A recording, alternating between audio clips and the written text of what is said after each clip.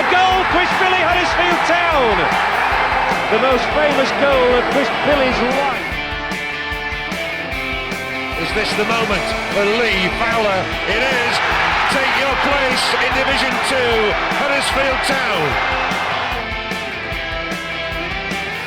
Ruby and Steve Simonson's boots now. He's missed. Steve Simonson clears the frame of the goal and collapses in a heap of tears. Huddersfield Town are promoted. Mustafa Schindler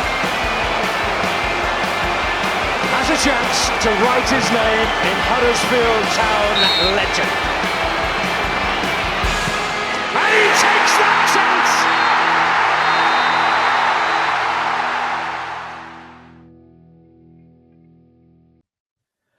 Bright light city, gonna set my soul, I'm gonna set my soul on fire.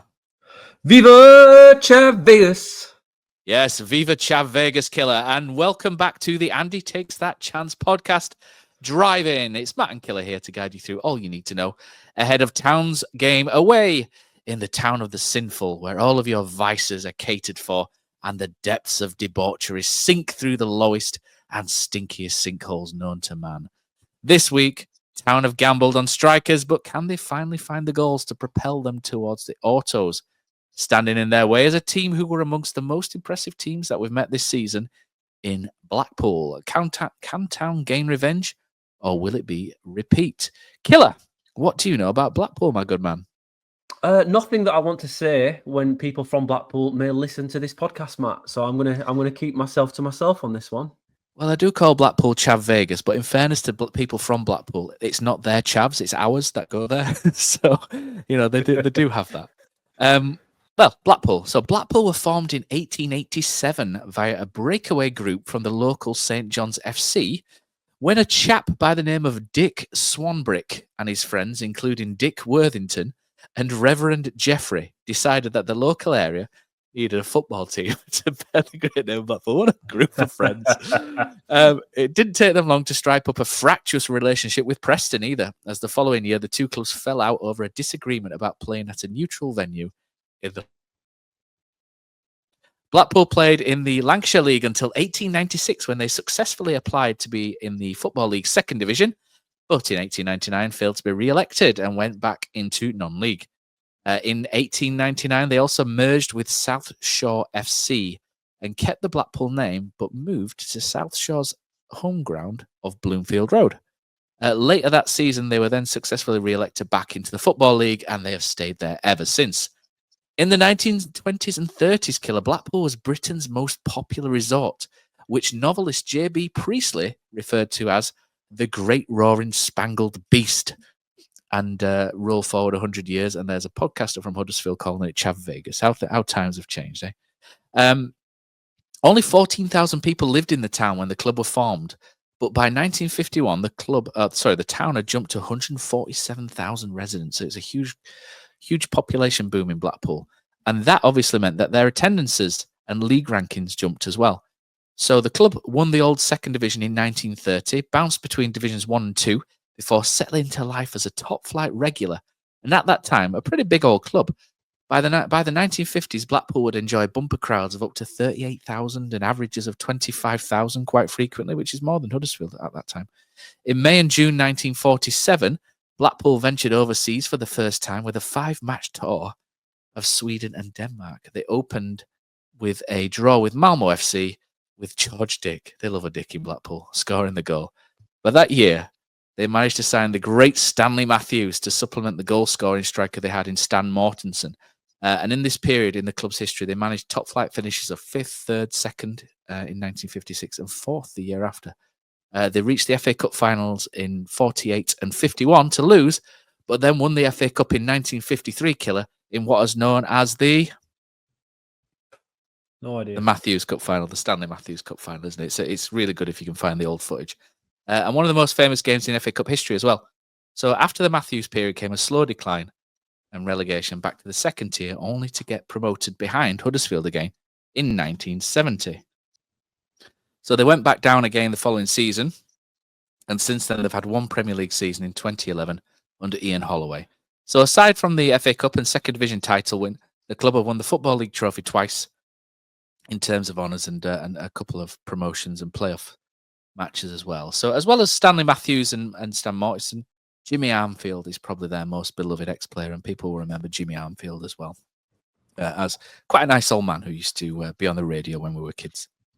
In terms of history of the fixture, Huddersfield and Blackpool first met in 1911 and played out a 2-2 draw. So in the earlier days, Town did hand out some bats to Blackpool as well, some glorious pummelings, or a dicking, as we're saying, if we're going to stay on topic, Killer. So 4-0 in 1912, 5-0 in 1914, 5-0 in 1931. And do you know who Huddersfield Town's biggest ever league win is against, Killer? It's Blackpool. It's Blackpool, and it was 10-1 at Leeds Road in 1930. Come the 1940s and 50s, though, Blackpool would take the upper hand. And overall, the clubs have met on 93 occasions, with Town winning 33, 24 draws, and Blackpool winning 36. So there's 42 players on FB Ref that have played for both sides. And I've cited the source there just in case someone comes back to me and says, actually, Matt, someone else played that you didn't mention. So these are on FB Ref that I've quickly rattled off. And these are not all of them. I can't sit here and name all players. Chris Brandon, Peter Clark, Gareth Evans, Ian Lawson, Andy Morrison, Martin Patterson, the current assistant manager, Jordan Rhodes, Gary Taylor-Fletcher, Robbie Williams, and Ollie Turton are players that have played for both clubs, or just a handful there. Memorable trips to Bloomfield Road, Killer. I've got 3, but I'll let you go with one if you've got any. Do you know what, Matt? I actually don't have too many or any at all from going to Blackpool, because usually I was playing on a Saturday. My only Blackpool memories are the home games, and they're both from 2001 and 2002, that season, where we got absolutely battered at home by Brett Ormerod. It was unbelievable that day. And it was the first day as a Town fan. I was only 11. And I just remember thinking it was the first time I'd appreciated how good another player for another team was. And you could tell he was going to go all the way to the top because he was unbelievable. I think they beat us 4-2. I know it's at home. It's not entirely the same. And then later on in that season, they came and beat us in, was it that season or the season after, when they beat us in the LDV area finals after Danny Schofield looked as good as Brett Ormerod did in the first game.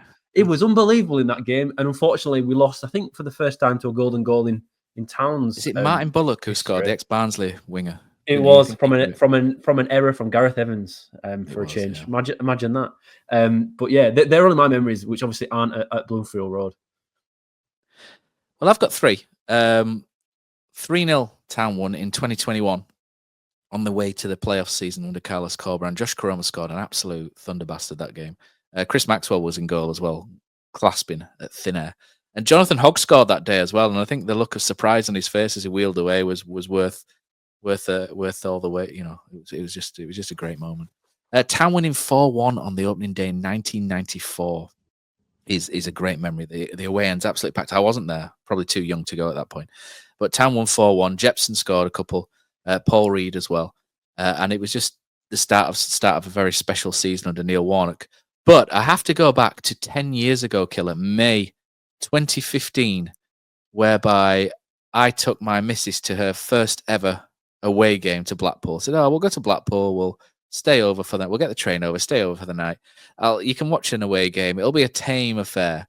And then all of a sudden, everyone invaded the pitch and got the game cancelled.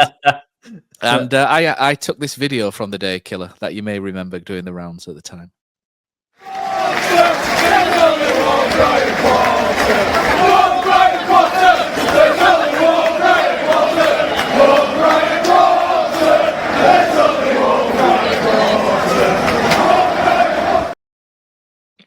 So yeah, so we even got pitch invaded by a chap on his mobility scooter who came round to the away fans as well and had quite a bit of banter. He was pretty sound, that guy. Killer, tell us about Blackpool's recent form. Oh man, honestly, I can never get tired of seeing that video. That video, if I'm having the worst possible week, I'd see that video and have a good laugh about it, because it's something else. Blackpool, the seasons, to be fair, Matt, you called what had happened after Steve Bruce came in on the review podcast after the Blackpool game earlier in the season. Obviously, they've returned to League One just a couple of seasons ago. Neil Critchley took them first season here last year and missed out on the playoffs. I think they finished 8th last season, and they expected quite a lot over the summer. They expected to hit the ground running this season because if you look at bouncy clubs between the Championship and League One, Blackpool are kind of one you'd have in there. But the season started for them not great. They expected to be up there from the off, and they weren't. They lost to Crawley first game of the season, 2-1. And we spoke about in our season preview, Crawley were an absolute basket case of a club. Unfortunately for Town, we didn't do too great either. But Crawley absolutely battered Blackpool. It were only 2-1, but they controlled the game from start to finish, and it really kind of got them worried. A couple of games later, they lost to Stockport, got rid of Critchley, and a few weeks later on brought in obviously Steve Bruce to help them out. And from there, the results are all over the place, Matt. You did call it that it'd start well, then it'd fall apart a little bit, and it has. We've got a snippet, haven't we, from is it the Seasiders podcast? I can't remember what the name is exactly, but they don't really lose, but they struggle to win. They're very much a team in transition. And you listen to, obviously, we speak to a lot of fans and podcasters from other clubs, don't we, Matt? And all the time, it's like, they just need to get to January to recruit. We need to get to January. And because people change the managers consistently, everyone kind of needs to get to January. And Blackpool are no different. They're not a bad League One team. They've had some decent results. They've drawn with Wickham. But then they've had some absolutely shocking results where they've drawn at home to Northampton. At home, the form's not great. I think they've won 2, drawn 6, lost 2. They're better away from home than at home. So it's a bit of a strange one. Blackpool, when it comes to the form. I think people expected more from Steve Bruce. But as ever, we're going to face them now. And January has opened, and Blackpool, whilst they've not been as necessarily as busy as us, they're getting things done early doors. So it's a little bit of a different proposition than it would have been even at the end of December for Town. Okay, so I did speak to Tom from the Seasiders podcast a little bit earlier as well, and I asked Tom what really had gone on since they beat us 2-0, because at that time they looked at probably the best team we played this season. They were incredible. They absolutely smashed us, I thought, 2-0. I mean, we created chances, but they controlled the game from start to finish. And they're currently in 16th, so I firstly asked him, what's going on, Tom? Hi, guys. Tom from the Seasiders Podcast. Yeah, so looking at the questions you've sent me, the first one was around being top 6 contenders after the night at Huddersfield away, where we obviously ran out victors. I agree in terms of the fact I thought we'd be serious contenders after that. We'd just come off the back of a good win at Charlton and then went to Huddersfield on the Tuesday night and won. Maybe arguably a smash and grab in some form. I think we took our chances and you didn't, and there wasn't much between the two sides, but I certainly thought we'd be up there with yourselves. And I remember Duff being under some pressure that night as well from your team. From there, you'd have to say it splits into 2 or 3 really with Bruce's reign so far, because he won his first 4, of which Huddersfield was the 4th of that run. And then we went about 8 games without a win. Obviously, Steve Bruce had to take some time away for family issues, and that's kick-started our winless run. And then when he came back, it took us a few games to get going. Then we went on a run of 2 or 3 wins on the bounce, and we thought we were back and we were going to sort of push back into the playoff picture. But it's just been very stop-start since. I think away from home, we do fare a little bit better, and that's been the case all season. We're now 3 months without a win at home, I believe. So that says all you need to know in terms of why we're closer to the bottom at the moment than the top, or certainly the relegation places rather than the playoffs. I think it's a shame that the Cambridge game was called off, because we really just needed a win, and they're obviously down there, and you do feel if you're going to win a home game, it's probably going to be against somebody of that ilk. So we did fancy getting 3 points on the board at the weekend, but sadly that didn't happen due to the frost. So the winless run continues because we didn't play. So I honestly think the quality in the squad is there, and we just needed to get to January in touching distance and allow Steve Bruce to have a transfer window. He did get appointed late, after the window had shut in the summer. So this is his chance to impact the side. We've let 2 go in Elliot Embleton to Carlisle, and sent the striker back. Ballard as well has gone back to Southampton, who got injured against Huddersfield. If you do remember, he was firing at that point and unfortunately never came back from that injury. And we've brought in a lad from Middlesbrough, Sammy Silvera, who looks like he's got a lot of championship games under his belt and hopefully impacts the side. I think the ambition for January is to reduce the numbers in the squad and increase the quality. So hopefully we've got a quality addition there who can impact the starting 11. In terms of Kyle Joseph, who you've called out to having a good game that night, he was in great form at the time. He works really hard. He's of the Jerry Yates mould in that he'll press from the front, and his confidence was really high. So everything he hit seemed to go in. That's probably slowed down a little bit, where he's still getting the chances, but just not quite taking them at the moment. He's missed a few sitters in the last few games and really just probably needs a goal to get him going again. So, yeah, really like him. Probably my favourite Blackpool player at the moment, and works really hard, but just needs to turn that into goals and get us back up the table. In terms of how it's going with Steve Bruce, we're just looking to get back to what we were when we played you last time, to be honest with you. Not much has changed, but we're just lacking that quality. We're sticking with the 4-4-2. We've had CJ Hamilton out injured, who seems to be, we only had 2 wingers at the time, and one of them got injured. So ultimately, you're looking at one winger and shoehorning somebody in at left wing since he's been out. So he's coming back. And then other areas around the side, we've just been very subjective or vulnerable to injuries. Unfortunately, it's just meant that we haven't been able to string a consistent run of form and wins together. Touching on the shape then, 4-4-2, 2 up front, Kyle Joseph and 1 other, whether you go with Jordan Rhodes, who you'll know better than most, who's got a goal in him, but probably needs a run of games. And then you've also got a couple of other options in terms of Ashley Fletcher, who has never had a goal in him, but something he might be able to cause some chaos just because he doesn't know what he's doing himself. And then, yeah, you're looking at the midfield where Lee Evans will pull the strings where he can, and then out wide, if CJ's back, him and Rob Apter will bring the width, and then we're pretty solid at the back. I think that's one thing you'd have to say so far this season. Whilst we've not been particularly cutting edge in the attacking third, we are pretty tough to break down. And then something about Blackpool that you won't know.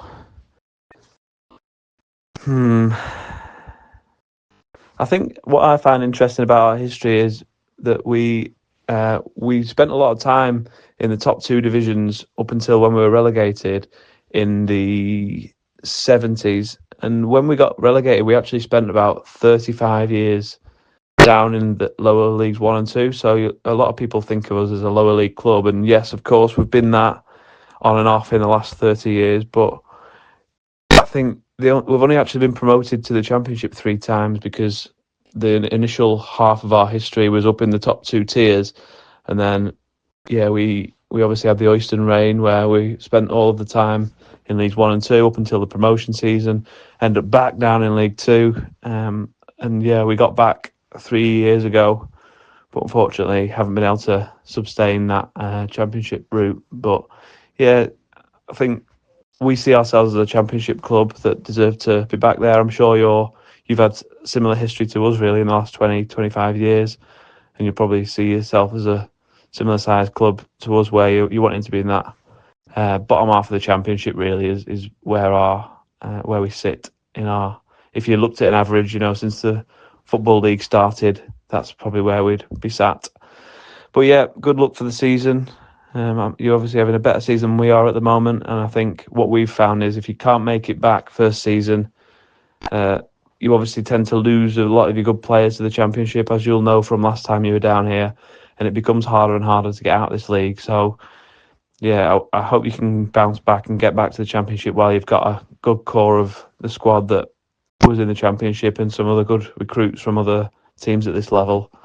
And you've obviously got a strong manager who knows how to do it in this league as well. So I'm sure you'll be well placed for a good chance of getting back to the Championship. Right, so thanks to Tom for that, Killer. He's added that in for us and plenty of flesh on the bones. And you know what time it is? Yeah, it's the favourite time of all, isn't it? The tactics board. So here we go. So if you're listening, as always, we'll do our very, very best to explain what's going on. And if you're watching, you can see me move things around on the screen like a little nerd. So, Killer, I've set Huddersfield up in a 5-3-2 and Blackpool in a 4-4-2. So for those that Don't know how Blackpool line up. Steve Bruce tends to go for the 4-4-2 like they did at our place. And it tends to be 2 banks of 4 and 2 strikers pressing from the front. So in goal, they have Tyra, the goalkeeper. Matthew Pennington, the ex-Everton player, plays at centre-back. Right is Ophir, Casey, and Jim Husband. Many will remember James Husband from his little loan period where he followed Ben Chilwell. And he obviously wasn't quite as good as Ben Chilwell, so I think people maybe looked on him a little bit less favourably than actually what he was. He wasn't a bad player, really.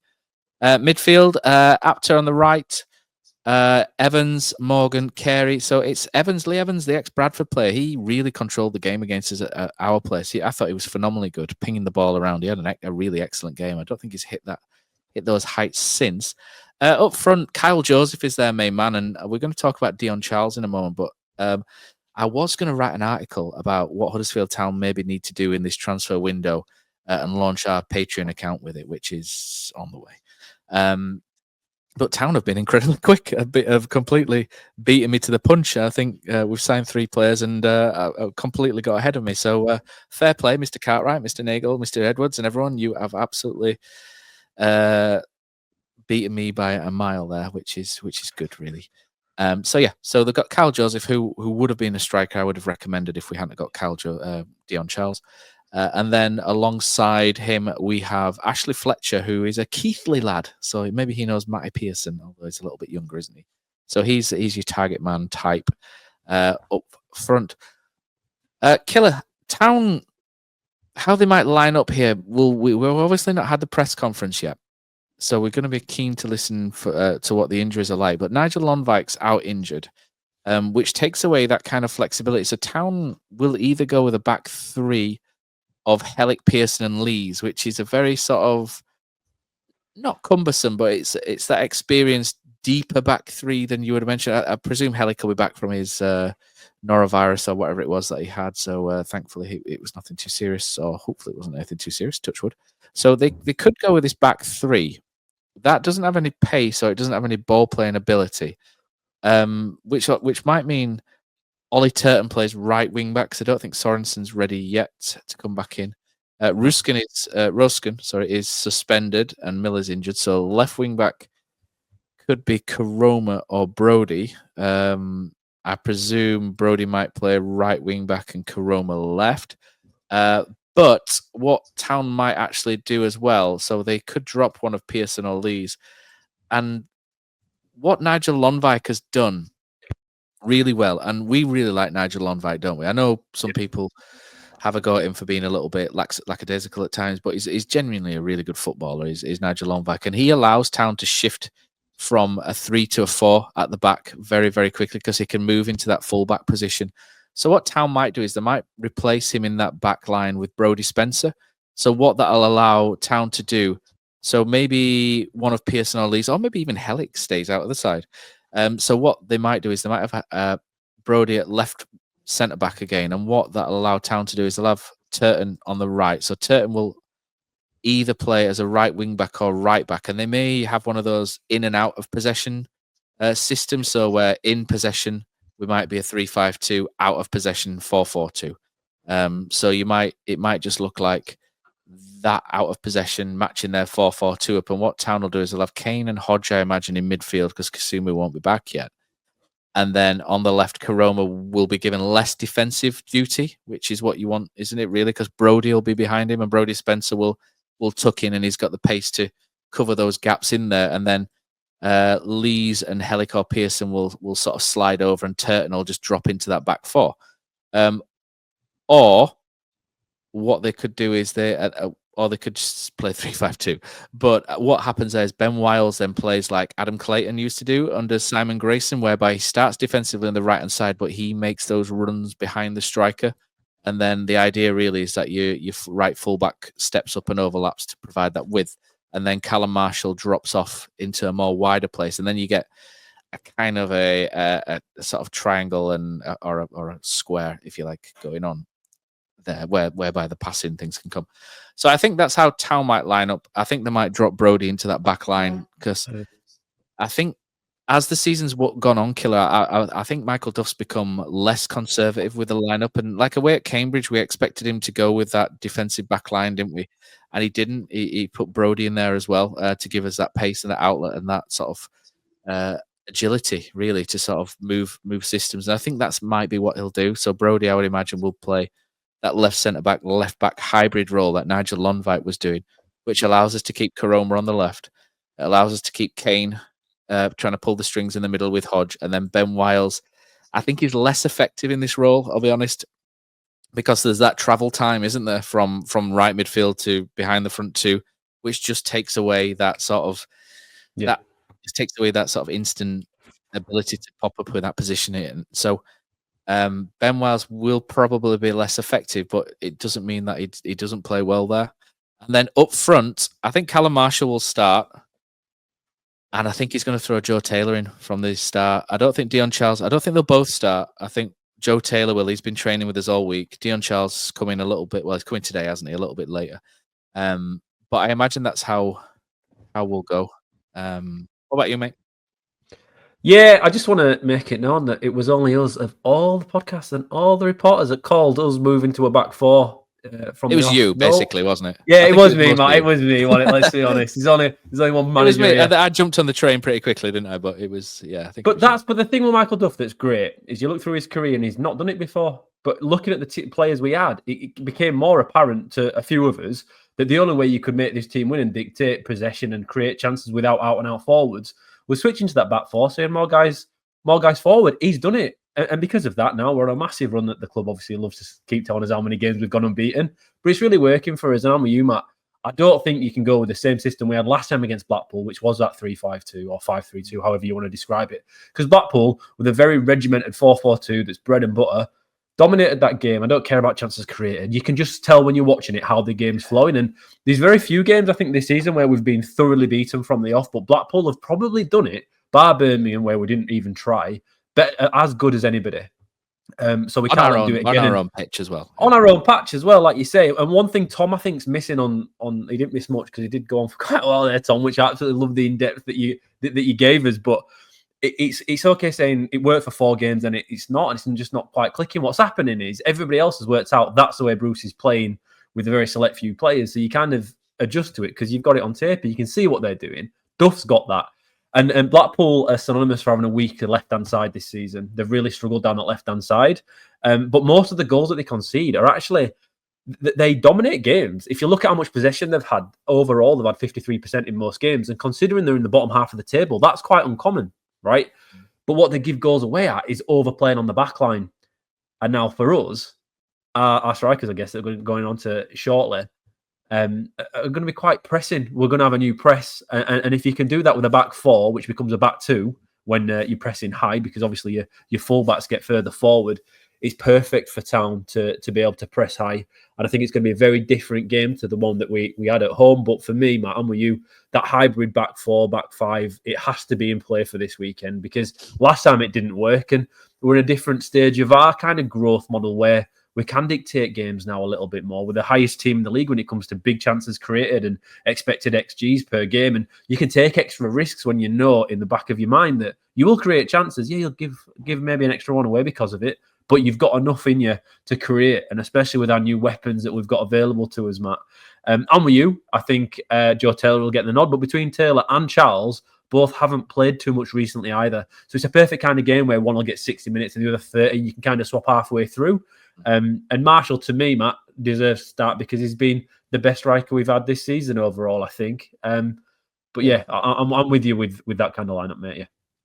Yeah, I mean, I think the last 3 games, I know this will get a lot of hate, but I think Bojan's technically been the better. And I know it's not, none of them have played particularly great, but I think some of the things he's done have been fairly decent at Wickham. And but when you need to press that back line, he's not your man. No, but Matt, there's a use for him though, because we're kind of bringing Freddie on recently in the last 20 minutes to do what Bojan's been doing pretty well. I don't really think it's Bojan's game, and I think he's having to adapt to do it because it's the only thing he can do.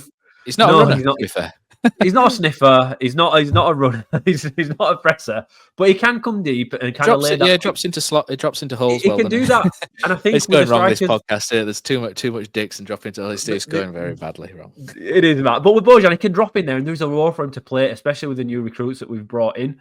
But I'm with you. I think you've got to drop one of either Helic or Lees for me. I think both of them slow play down so much. I've gone into it before. I think Tom Lees, when he plays as a right centre back, slows down our entire attacking play because other teams let him get it, and he just walks the ball forward, and it just brings no emphasis, no tempo, no nothing. And for me, I wouldn't have those two. Just boots it, doesn't he? He does, and people get frustrated with it. But what it does is it doesn't allow the other team to reset. Whereas gets it quick.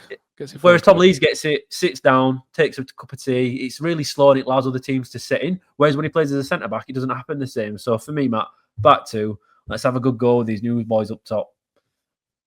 So we thought we'd just mention a little bit about Dion Charles because I'm going to do a signed, sealed, delivered episode as well on Dion Charles as well. It might be a very short one. I've got a 2-minute clip from a Bolton podcast, which is great. So where Charles can fit into this system, he's very similar to Marshall for me. He's just like 10 years older. He's very similar in terms of his ability to harass the back line, to pest, and he's a bit of a fighting man. Keller, he's a fighting man. So he's really good at sort of mixing it up and being physical. He's not a great target man though, despite that physicality. He's better sort of chasing rather than the ball being played into him, but he can hold the ball up, he can lay it off. It's not a partnership with him and Taylor that whereby one does all the donkey work and the other kind of sniffs, if you like. They both have to do bits of pressing, but they can both press. They're both pretty sharp up there. Neither are over 6 foot. So if you're banging long balls up to them, then that's a very silly idea. But if you can get the ball in the channels, they're both very, very good. And I think that's Duff ball, isn't it? Duff likes to, in an ideal world, we're still on the tactics board here, aren't we? So in an ideal world, Duff would like, your back three, but he would like the back three to be much higher than what we tend to play with them because of probably due to the lack of pace. But I imagine when he gets Bolker and Spencer or Bolker and Lomvik in there, the back three will go from being stood pretty much 10 yards ahead of the box to being 10 yards before the halfway line. And what that allow to do then is allow the midfield to sort of allow Herbie Kane just to drop in a little bit. Kasum Wiles to go foraging into sort of those gaps there. And then Dion Charles and Taylor, if they play together, will go down the sides here of the defenders, and that will cause them to sort of get attracted in here. And then Ben Wiles is your one that comes into that sort of space there. And Herbie Kane and either Hodge or Kasumu will be the ones to try and link that together. But that's what will happen, especially if the wing backs are pushing right up as well. If Ruskin's as quick as he looked when he tried to cover that the right back slot in his debut in that first few minutes. But I think that's how Town will likely line up, and it'll be Kane. It'll be up to Herbie Kane to try and find and unlock defenses. I imagine Kasumu will be the one who wins it back. I really see a future for Kane and Hodge in a League One midfield. I think they're both good ball players, and Hodge does sit deep and he can sit in, but away from home, you will miss a Kasumu, especially against a Blackpool team, for example, who dominate or try and dominate possession, because that's where Kasumu comes in and he pushes them off the ball, disrupts, wins the ball, drives League One level. Hodge doesn't really do that. Hodge kind of picks up a second ball and then plays it. He's good at that. He's good at just picking that pass straight away, and I think he's got a lot of use. But for me, it's either Kasumu and Kane or Kasumu and Hodge. Cass is the sort of main man in there. But that's it for our lovely tactics board. So we'll come back into the normal way of things. Killer predictions, mate. What are you thinking? I think having two runners up top all game will be the biggest difference for us. We've seen this season when Bojan or Freddie Ladapo's come on and it's not Marshall and Karoma or two runners up top, there's a real drop in the entire performance of the team. You need workers up there. And I think we now have the options that we can have that all game if necessary. And I think it's going to make this season a little bit more comfortable in certain games. I see a 2-0 win this weekend, Matt. I was going to say 2-0 as well. And I see a goal on debut on Taylor. debut. Say Taylor as well. I'll do a little throwback to Australia on a debut for Taylor from the Sheds. And, that's it. And Ben Wiles. I'm going to support Wiles. Mate, that's the exact same. That's the same I was going for. Yeah, but Matt, it's the wrong motivation. My motivation is everyone listens to me and thinks I just love Ben Wiles even if he's shite. Whereas for you think he'll actually score based on ability this weekend. Yeah, I mean, two people in midfield for Blackpool, and that sort of creates that space for Ben Wiles to sort of get into those areas. So, I think someone like him or Karoma could find the net, and then maybe Joe Taylor or Chat, one of the two to sort of score laterally when the game becomes a little bit more stretched. But yeah, I fancy us. You fancy us. To win 2-0 comfortably. Now we've said that. You always have to caveat that, don't you? Because you feel like you cursed it. Around the grounds killer, Shrewsbury versus Wrexham on Thursday night. Interesting. I mean, you would kind of expect Wrexham to maybe win that game. I have thoughts on Wrexham I haven't put on the podcast because they frustrate me quite a lot. I'm not going to go there just yet. I might go because I feel like I'll curse it. The only thing to chuck in there, Mark, quickly. The only thing to chuck in there is Shrewsbury have lost Tom Bloxham to Blackpool. He's 6'5" and he's been their best player this year. He's only scored 7 in 90 appearances for Shrewsbury, so we can't pretend he's prolific. And I don't think he'll get too much game time this weekend for Blackpool against us. But Shrewsbury are already, for me, in that sell kind of mode, which is strange with Gareth Ainsworth coming in. I thought they'd be building rather than kind of deconstructing before going again. But they seem to suddenly be in sell mode to win next year, which is a bit strange. So just something to keep an eye on that one. Yeah, so I fancy Wrexham. So Blackpool, Huddersfield, Peterborough versus Leyton Orient. Orient. Galbraith is a really good midfielder. Orient, he's pulling the strings for them there. I fancy Orient to get another win at Peterborough. There's Northampton, Lincoln, maybe a draw there. Birmingham to beat Exeter. Bolton versus Cambridge. That could go a little bit wild, couldn't it? If Cambridge go a goal up there, that could be interesting because there's some unhappiness going on at Bolton. Bristol Rovers, Barnsley. Barnsley are in good form at the minute. Crawley versus Burton. Mansfield versus Wickham is very interesting because people are going to really be looking at Wickham now to see if the wheels have come off or are the wheels going to come off. I don't think the wheels will come off entirely at Wickham. I think they're a well-run club. They are trying to replace the players they've lost. They're spending money. But losing the manager is huge. But I think they might be able to ride that out for a little bit until teams sort of cotton on or they have to change or tweak something. And that's where it goes wrong, doesn't it, usually? But I do fancy Mansfield to get something from that game, whether it's a draw or a win. I do fancy because Mansfield are decent. They're a decent side. So it's going to be really interesting because I think if Wickham lose that game, everyone will just write Wickham off and say, right, Wickham are going to fall away. But I don't think that'll be the case originally. I just think Mansfield is just a tough place to go. Reading Stockport, it's an interesting one. That could really sort of be interesting from the point of looking at who could finish 5th, 6th in the league. Rotherham, Charlton, both teams. Rotherham maybe starting to get things together a little bit. They won and drew with us. Didn't look amazing, did they? But they're starting to pick up a few more results. And then Stevenage and Wigan. What stands out for you, mate? Anything in particular? Wickham stand out, Matt, because to be fair, our game's important because I think Wrexham have got the easiest of the fixtures this week. And do you know what, Matt? Yeah. Do you know, like, you hate when people say bad decisions even themselves out over the course of the season? Bullshit, right? That's a load of nonsense. I also think it's nonsense when anybody says we don't concern ourselves with other fixtures. We're just concerned about our own performances, and I think that's nonsense as well. Yeah. I think you have to look at. I think you have to look at who's playing who. And Wrexham are probably going to beat Shrewsbury this weekend. We're already 4 points behind them. 7 points is a lot at the top of the table if we lose, for example. So I think it's important that we win this weekend. I think Wickham, Matt. I know you're saying they're not going to fall away.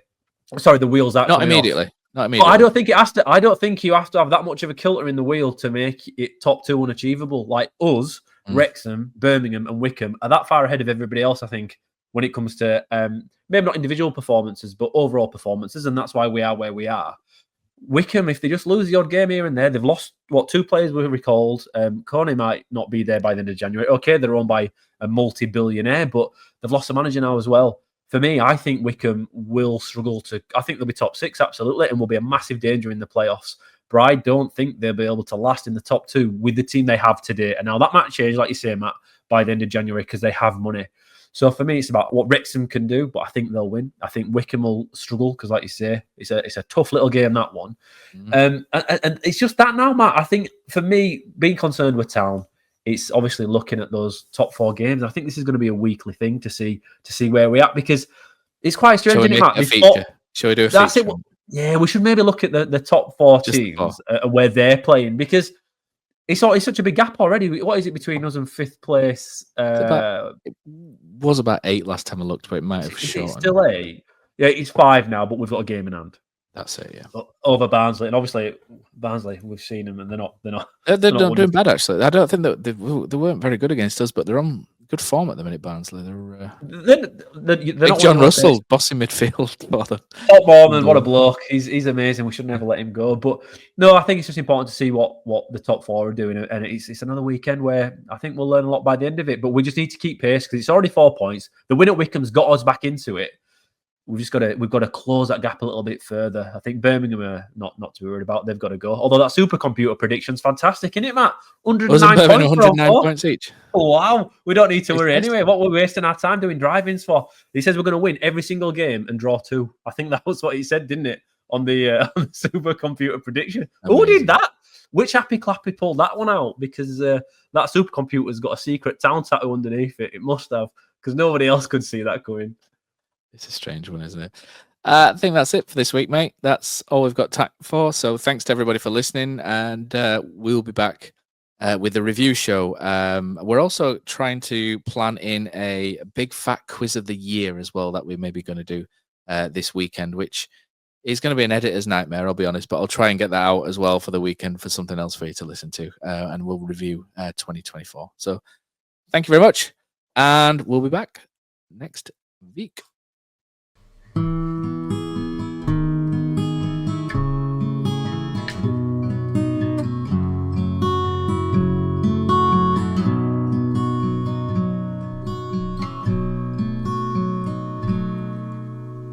There's a team that is dear to its followers. The colours are bright blue and white. They're a team of renown, and they're the pride of the town, and the game of football is their delight. And all the while upon the field of play, thousands loudly cheer them on the way.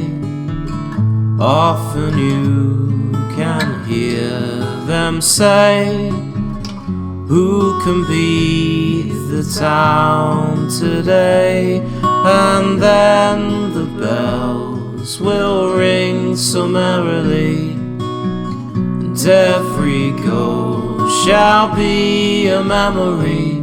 So town, play up and bring that cup back to Huddersfield. So town, play up and bring the cup back to Huddersfield.